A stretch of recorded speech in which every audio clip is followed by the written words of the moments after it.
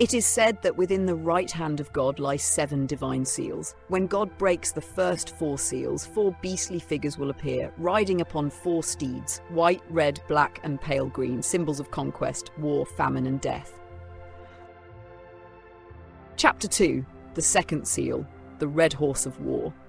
When conquest emerged in the twilight, following in the wake of his ambition for dominion, came the flames of war. War, the inferno of hell. War was the mightiest and most savage warlord among the 7 heavens of God. He was even more glorified than all the legendary gods of battle. He had never once been defeated in any battle. Some say that when his thirst for bloodshed was not yet satisfied, he would even turn upon his own soldiers and slaughter them. God punished him, sealing him within the mark upon his right hand, where day and night he was forced to endure the most merciless flames. Yet few knew that this bloodthirsty being once had a sorrowful past, and this is the story of his origin.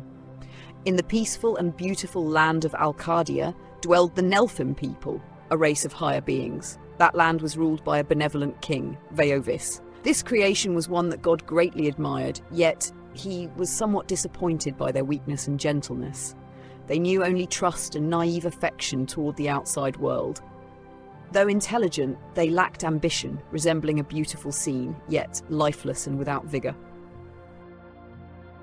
One day, when the people of Felfim rose up against the heavens, they taught themselves sorcery and forged weapons to defy the sky above. Their first target was the land of the Nelfim, which they saw as the perfect foothold from which to strike at heaven. One by one, the strongholds of Alcardia fell into seas of fire, for the gentle king relied only on the holy crusaders, the angelic hosts of Val. He could not understand why the god he so faithfully loved had abandoned him and withdrawn his army. In sorrow, he embraced his suffering people. The war soon reached the capital of Alcardia. At that time, the Nelfim knew nothing of battle. They resisted feebly and were swiftly defeated. Veovis lifted his eyes to the heavens and cried out in despair, "O Lord, save thy faithful! I swear I will give up everything to protect my people." From the heavens, a radiant light shone down, and at that moment a red-robed angel appeared. He smiled at Veovis and said that no one could save this land but its emperor himself. He must fight. Veovis agreed at once. The red-robed angel, whom all would later know to be Satan, placed a sword in his hands, telling him that with it he would become an undefeated warrior. The more blood of his enemies was spilled, the more the one who wielded it would grow ever stronger, for it claimed the souls of the slain. Veovis grasped the sword. For the first time, he touched a weapon of death so alluring that it made his very blood boil. Hatred surged within him for the atrocities the savage Felnam had committed. He went mad and roared aloud. His whole body ignited in crimson flames, and even his own people trembled at the terrifying sight of the king they had once revered.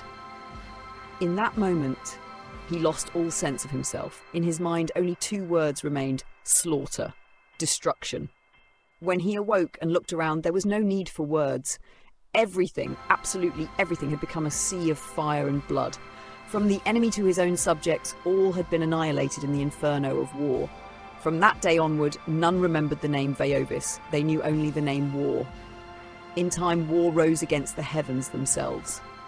God struck him down and sealed him within the second seal upon his right hand, never to be reborn until the day of judgment.